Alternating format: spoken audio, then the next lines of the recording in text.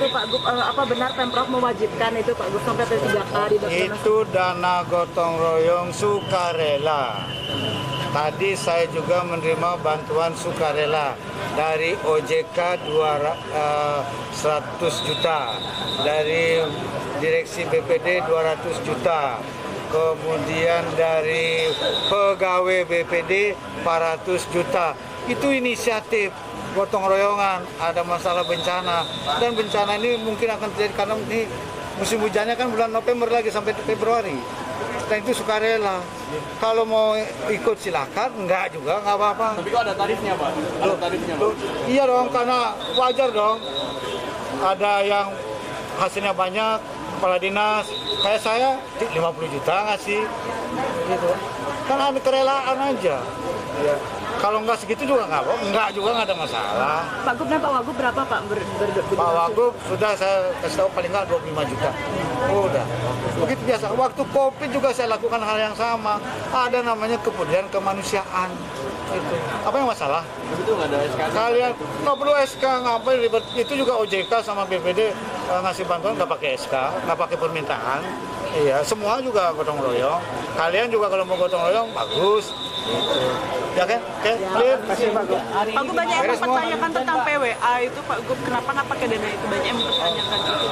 Bukan, kalau PWA itu ada peruntukannya untuk budaya dan lingkungan. Nggak bisa.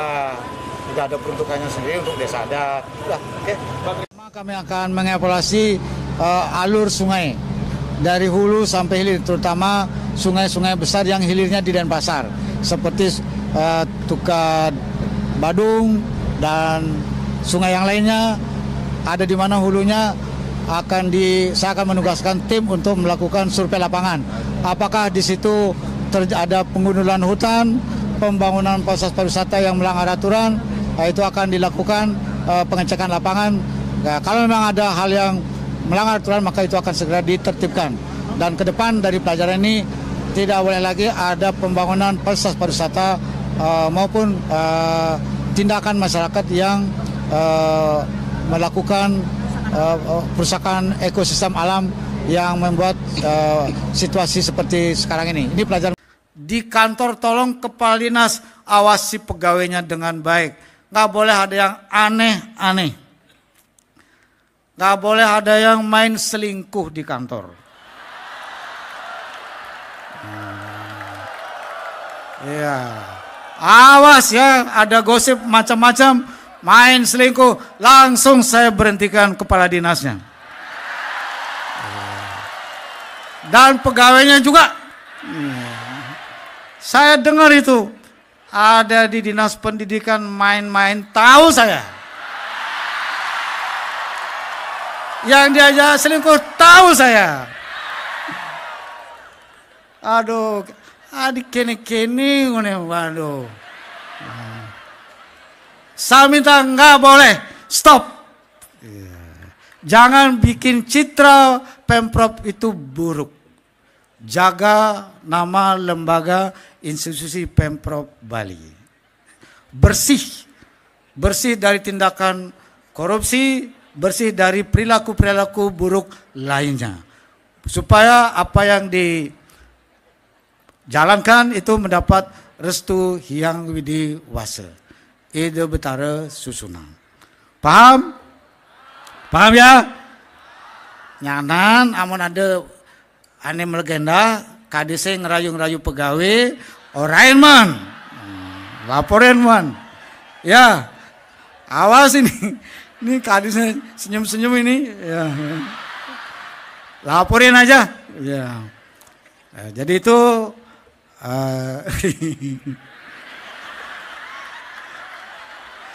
liukati laporan nih.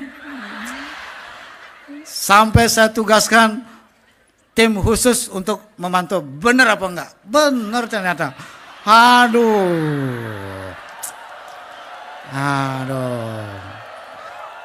Saya punya tim bayangan yang memantau semua. Nggak ada yang tahu. Ya, nggak ada yang tahu. Ya. Jadi jangan itu terulang lagi. Mari kita bangun birokrasi pemerintahan Provinsi Bali ini dengan baik, dengan bersih, dengan spirit yang tinggi, dan kinerja yang bagus. Astungkare tercapai semua. Jalan di Gianyar banyak Kalau rusak belum gimana selesai Pak Gub? dilanjutin gitu aja. Untuk jalan provinsi di Gianyar Pak Gub? Ya. Oh, masuk di program 2026. Semua ya? Ya. Selesai. Ya. Solusi terakhirnya tetap warga. Selesaikan sendiri. Sampah dibikin sendiri, selesaikan sendiri. Jangan sampah bikin sendiri, orang lain suruh ngurus. Kamu juga kalau punya sampah, bikin sampah suruh orang lain ngurus. Mau ke rumah orang lain, mau. Saya punya sampah, saya kirim ke rumah mau. Nah, kan? Udah gitu semua harus selesai di tempatmu sendiri. Saya nggak mau ada tambahan 500 megawatt lagi. Jadi biar kalau mau bangun pembangkitnya di Bali. Terkait efisiensi anggaran. Di samping itu pembangkitnya harus berbahan baku energi terbarukan. Nggak boleh fosil. Yang disuplai ini kan bahan bakarnya batu bara. Kan sudah ada di Nusa Penida, apa akan ada di? Apa? Kan sudah ada di Nusa Penida PLTS ini. Ya, untuk itu akan direvitalisasi. Banyak yang sudah. PLTS Satap itu Bali memang dijadikan contoh oleh PLN. Itu diprioritaskan. PLTS Satap itu akan dipasangi sendiri. Kita nggak mengeluarkan biaya. Ada target tahunan Pak untuk Ada. PLTS? Tahun ini targetnya 100 megawatt. 100 megawatt. Kantor, sekolah, hotel, mall, rumah sakit, semuanya Diwajibkan Pak ya? Masuk swasta juga? bukan diwajibkan, ya diminta. Diminta. Nggak bisa dibiarkan ini. Antisipasi untuk apa antrian masuk ke stasiun kan? Harus ditangani oleh Pemda. Kalau nggak itu akan menggunung terus. Pak. Mau dibiarin? Pak Gub, kemarin kan tugas mengeluh nggak bisa buang sampah ke TPST. Ya memang nggak boleh. Kalau di TPST bisa, harus dibenahi dia. Harus dipilah dulu. Harus dipilah dulu. Ini kan jadinya banyak sampah menumpuk di jalan-jalan. Oh, harus selesaikan oleh wali kota, oleh Bupati Badung. Artinya di kepala daerah masing-masing Pak ya? Tanggung jawab. Tapi itu kan pasti sebenarnya Pak, apakah pemerintah disuruh kementerian? Loh, kan itu menggunung terus dia. Emang mau dibiarin?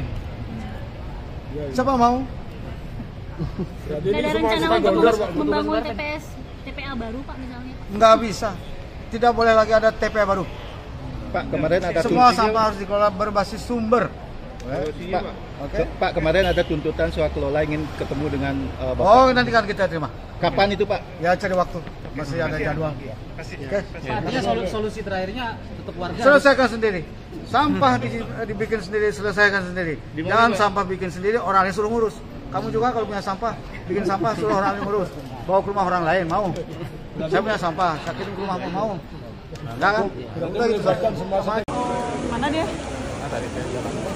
Oh, ini Pak.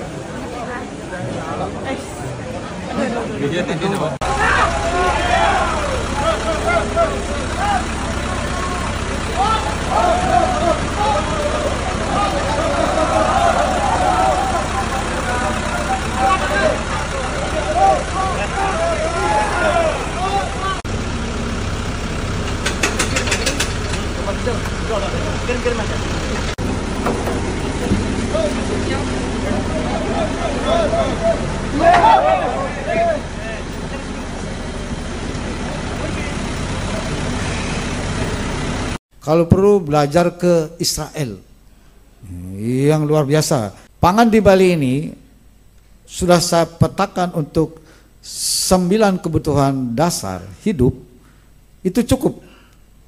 Bahkan produktivitasnya masih bisa ditingkatkan. Cuman Kadis Pertaniannya yang kurang progresif. Kurang progresif. Jadi bisa ditingkatkan sebenarnya. 1 hektar sawah yang tadinya hanya 2 kali panen itu bisa ditingkatkan menjadi 3 kali panen. Dan harus ada inovasi, lahan kering bisa dijadikan sebagai pertanian modern. Itu sekarang banyak metodenya yang sangat berhasil. Tidak lagi pertanian konvensional, tapi pertanian berbasis teknologi. Kalau perlu belajar ke Israel yang luar biasa. Nggak punya lahan subur, tidak ada air, tapi pertaniannya sangat maju karena teknologinya sangat maju. Embun diolah jadi air tanaman itu. belajar gitu. Masyarakat gimana Pak?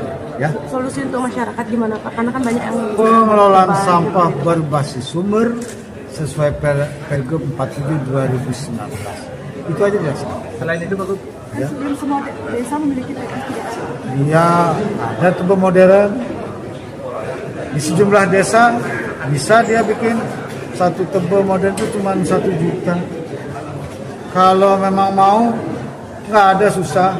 Di sejumlah desa di Gianyar tanpa diperintah dia melaksanakan di Badung, di Gianyar, di Buleleng ada tanpa disuruh lebih dulu menyelesaikan sampah organiknya selesai di situ menjadi pupuk dia. Kalau desa itu bisa, kenapa yang lain nggak bisa? Ini kan soal kemauan. Kalau nggak ada kemauan, sampai ribuan tahun ke depan juga nggak akan selesai. Oke Pak Gub, terus